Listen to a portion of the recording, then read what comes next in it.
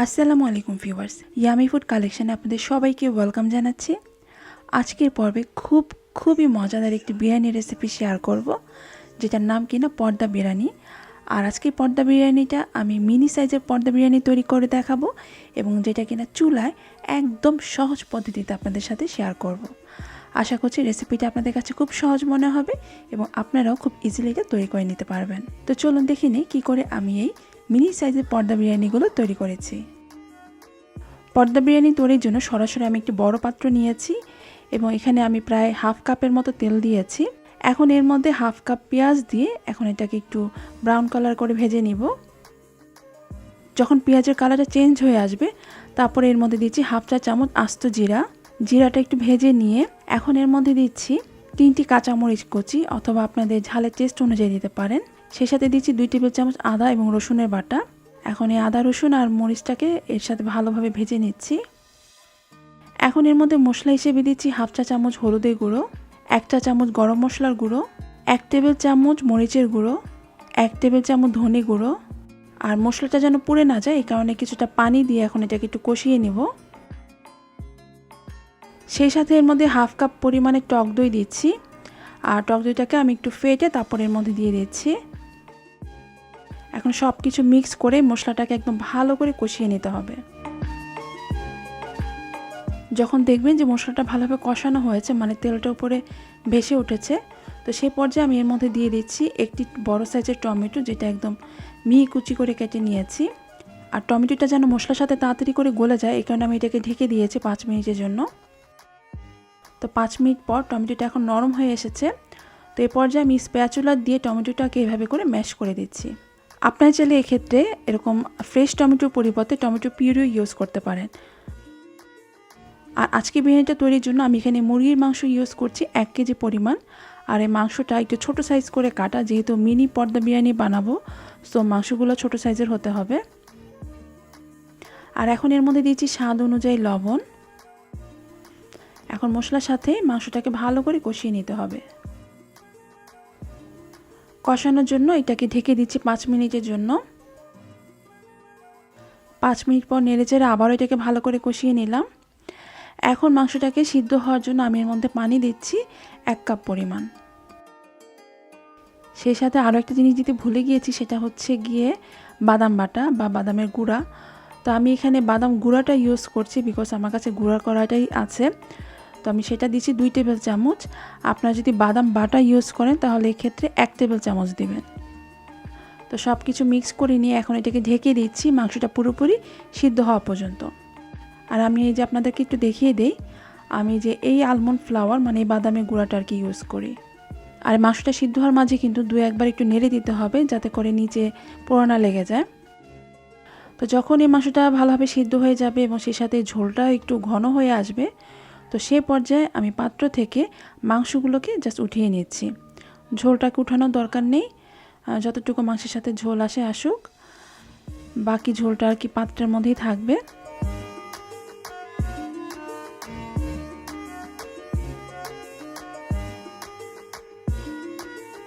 এখন এই মশলার মধ্যে আমি পানি দিয়ে দিচ্ছি 6 কাপ পরিমাণ। আমি 3 কাপ চালের জন্য 6 কাপ পানি ইউজ করছি। আর আজকের বিরিয়ানিটা রান্নার জন্য আমি এখানে কালিজিরা পোলার চালটা ইউজ করছি, তবে আপনারা চাইলে বাসমতি চালও ইউজ করতে পারেন। তো চালটাকে ধুয়ে এর থেকে আমি পানিটাকে ঝরিয়ে নিয়েছি। তো এখন এই চালটা আমি গরম এই ঝোলের মধ্যে আর কি দিয়ে দিচ্ছি। আর সেই সাথে এর মধ্যে স্বাদ অনুযায়ী লবণ দিয়ে দিচ্ছি। যখন এর মধ্যে বলক চলে আসবে, তারপর চুলার আঁচ কমিয়ে এখন এটাকে ঢেকে দিচ্ছি 10 থেকে 12 মিনিটের জন্য। তো 12 মিনিট পর এই চালটা এখন মোটামুটি 90% মতো সিদ্ধ হয়েছে। তো এখন আমি এটাকে আবার একটু নেড়ে দিলাম।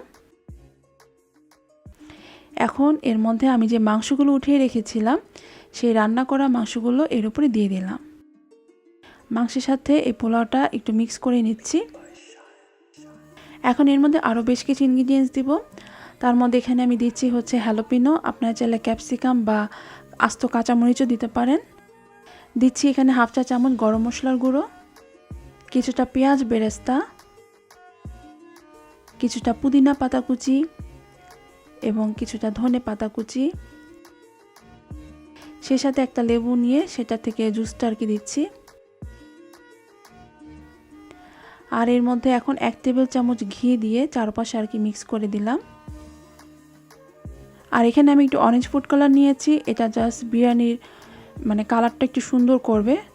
তো আমি ফুড কালারটা উপর দিকে অল্প অল্প করে একটু ড্রপ করে আর কি ছিটিয়ে দিচ্ছি।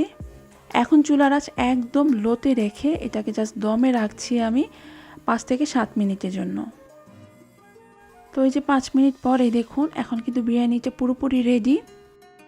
আলতো করে মিক্স করে বিরিয়ানিটাকে এখন এক সাইডে রেখে দিচ্ছি। এখন পর্দা বিরিয়ানির জন্য পর্দাটা রেডি করে নিব, মানে এর মধ্যে রুটিটা এখন রেডি করে নিব।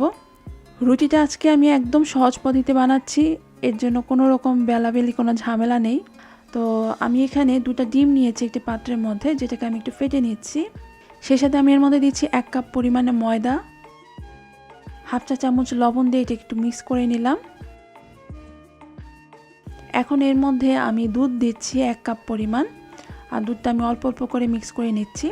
দুধের পরিবর্তে আপনারা চাইলে পানি দিয়েও এটা মানে ব্যাটারটা আর কি গলিয়ে নিতে পারেন। আমি এখানে 1 কাপ দুধ দিয়ে আরও প্রায় 3 টেবিল চামচের মতো পানি ইউজ করেছি। তবে আপনাদের ক্ষেত্রে ব্যাটারটা গোলাতে কম বা বেশি পানি লাগতে পারে। আর এই ব্যাটারের ঘনত্বটা দেখুন, আমরা পাটিসাপটা পিঠা বা ছিটরুটির জন্য যেরকম ব্যাটার তৈরি করে থাকি এটা আর কি সেরকম হবে। এখন এই রুটিগুলো তৈরির জন্য আমি একটা বড় ফ্রাই প্যান নিয়েছি, তো এর মধ্যে আমি কিছুটা তেল ব্রাশ করে নিলাম। এখন এর মধ্যে পরিমাণ মতো সেই ব্যাটার ঢেলে এটাকে চারদিকে এভাবে করে ছড়িয়ে দিচ্ছি। এটাকে আর ঢাকার কোনো প্রয়োজন নেই, 1 মিনিটের মতো অপেক্ষা করলেই দেখবেন যে এটা এক পাশ হয়ে গিয়েছে। তারপর আমি এটাকে উল্টিয়ে দিলাম, অপর পাশটাও আমি ভালোভাবে ভেজে নিচ্ছি। তো দোনো পাশ ভালোভাবে ভাজা হয়ে গেলেই তারপর আমি এটাকে নামিয়ে নিচ্ছি।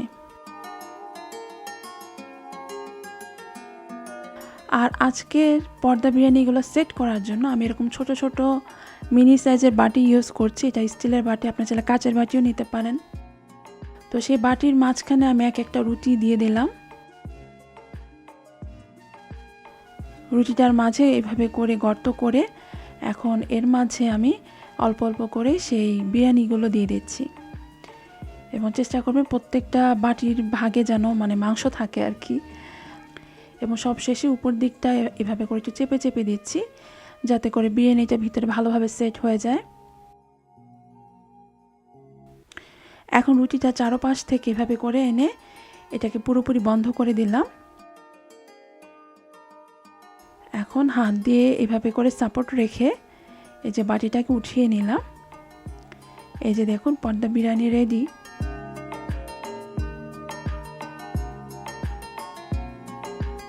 সেই সাথে ডেকোরেশনের জন্য আমি জাস্ট নর্মাল বাটির মধ্যেই মানে বিরিয়ানিটা আবার একটু মানে রাউন্ড শেপ আর কি করে ডেকোরেশন করে নিচ্ছি। আপনার চাইলে রুটিগুলো এভাবে করে সেট করে নেওয়ার পর ইলেকট্রিক ওভেনে দিয়ে 5 থেকে 10 মিনিটের জন্য এটাকে একটু বেক করে নিতে পারেন।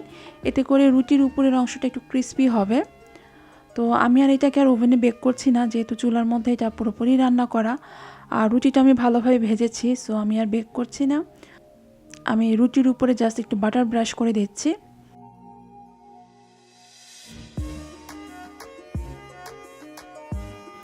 সেই সাথে পর্দা বিরিয়ানি পর্দাটা এখন এবার খুলি, মানে রুটিটাকে কেটে দেখাচ্ছি।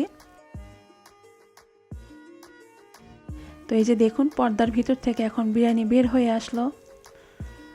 দেখতে খুবই লোভনীয় লাগছে এবং এটা খেতেও কিন্তু খুব মজা। আমরা ওই দিন এটা ইফতারে খেয়েছিলাম, সবাই খেয়ে খুব প্রশংসা করেছে। আপনারাও ঈদে এটা ট্রাই করতে পারেন, দেখবেন যে বাসায় সবাই খুব পছন্দ করছে। সো এই তো তৈরি হয়ে গেল আমার মিনি সাইজের পর্দা বিরিয়ানি। আর এই মিনি সাইজের বানানোর একটা সুবিধাও আছে, এক একজনের প্লেটে একটা করে আপনি এই পর্দা বিরিয়ানিটা আর কি সার্ভ করতে পারবেন, এতে করে আর কি ঝামেলাটাও কম হয়। তো আমার রেসিপিটা আপনাদের কেমন লাগলো সেটা কিন্তু কমেন্ট সেকশনে অবশ্যই জানাবেন। ভালো লাগলে লাইক, শেয়ার এবং কমেন্টস করে আমাকে সাপোর্ট করবেন। আর যারা আমার চ্যানেলে নতুন এখনও সাবস্ক্রাইব করেনি, প্লিজ আমার চ্যানেলটি সাবস্ক্রাইব করে নেবেন। আজকের মতো তাহলে বিদায় নিচ্ছি, সবাই খুব ভালো থাকবেন। আল্লাহ হাফেজ।